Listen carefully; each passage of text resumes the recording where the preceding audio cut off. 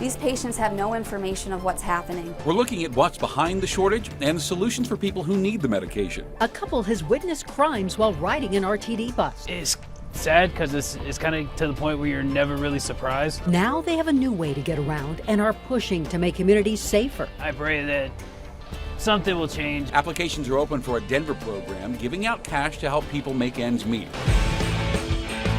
And the Broncos are back on the field. I think it's a beautiful day. I'm here with everybody here, and there's a lot of improvement to be done. They're ready to regroup ahead of their Monday night AFC West showdown in LA.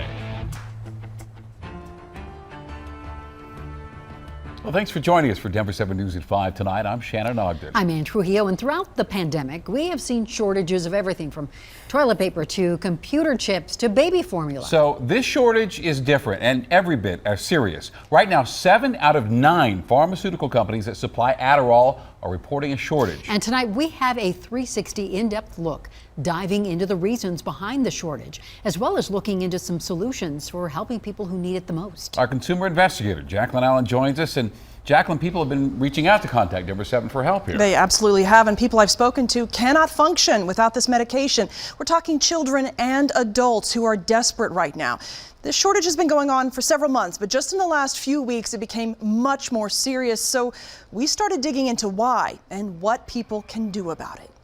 I've had to call multiple pharmacies, and quite often they won't talk to me. For weeks now, Daryl Lindley has been rationing the medication he needs to treat his ADHD. It's like a feeling of being when you first wake up in the morning and you can't quite think.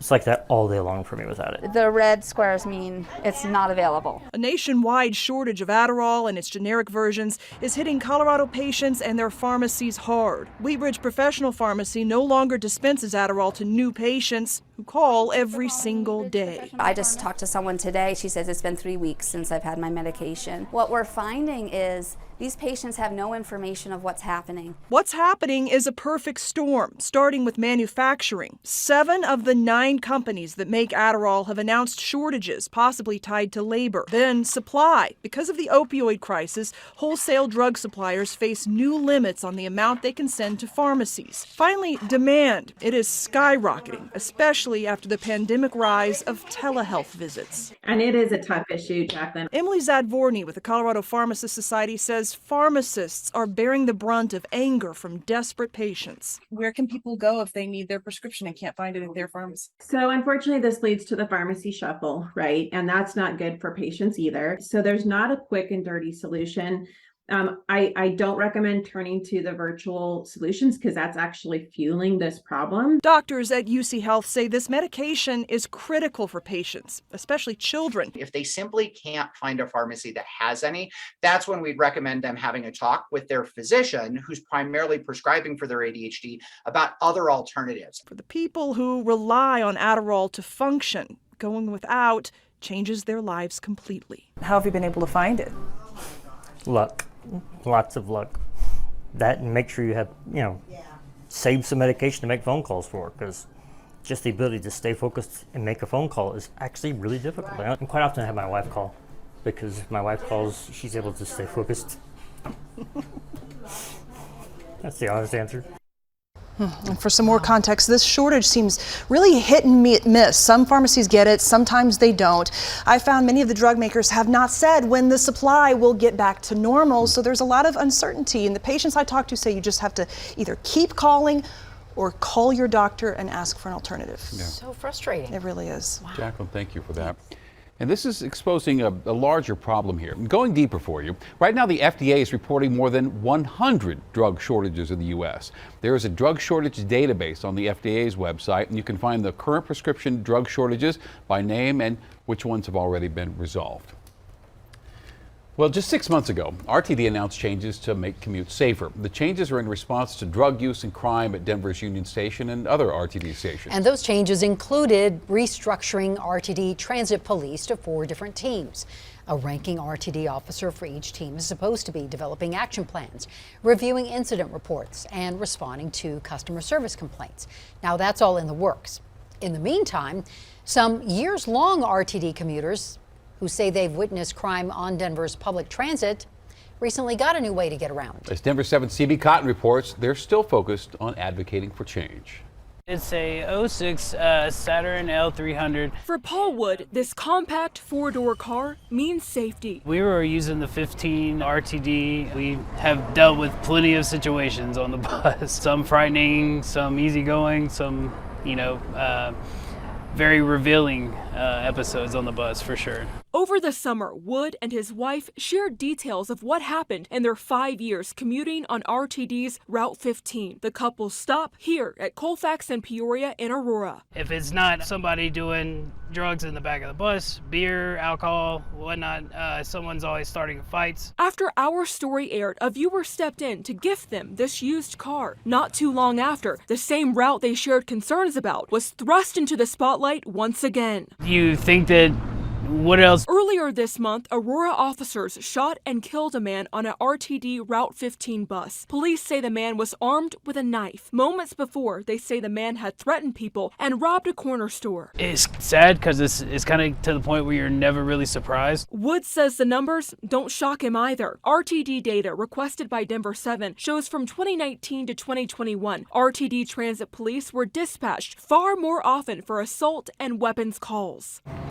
As RTD moves forward with its latest plan to combat these issues, Wood plans to keep sharing his gratitude for a gifted set of wheels. All in all, it saved us from having to get on the 15 again, that's for sure. Hoping it'll bring positive change for others using public transit. CB Cotton, Denver 7. Right now we have some breaking news to tell you about. Air Tracker 7 over the scene right now. This is a fire at an oil and gas well in Adams County. This is near 160th and Quebec. Now, we talked to North Metro Fire. They say the fire is contained to this site only, and they say there is no threat to the public. We have no other details right now. We're still waiting to hear from firefighters to tell us how this fire started.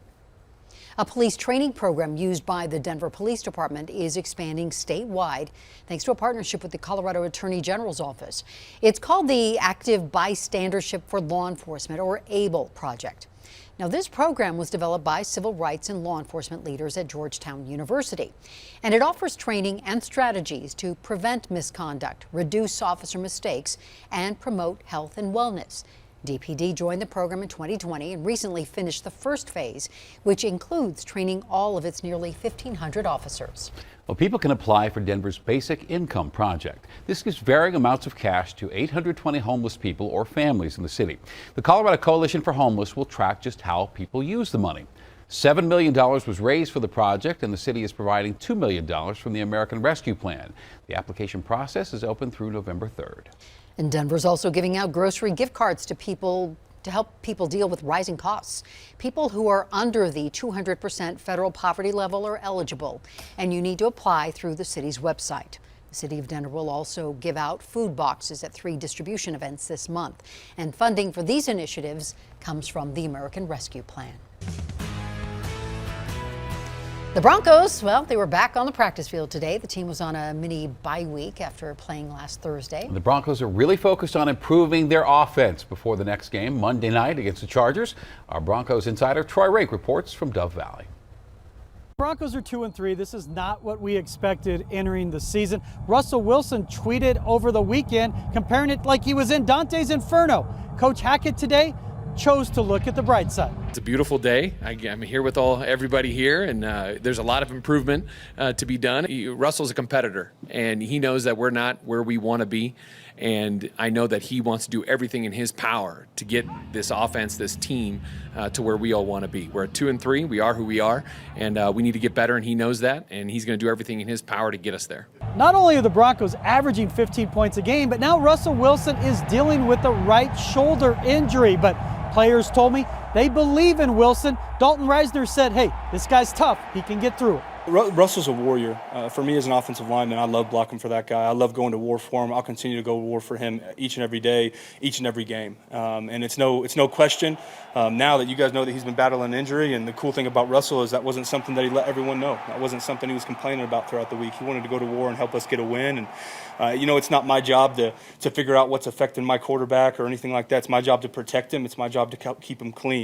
One matchup to keep an eye on this week, Pat Surtain versus Mike Williams. Remember, Surtain, he picked off Herbert twice in one game last season.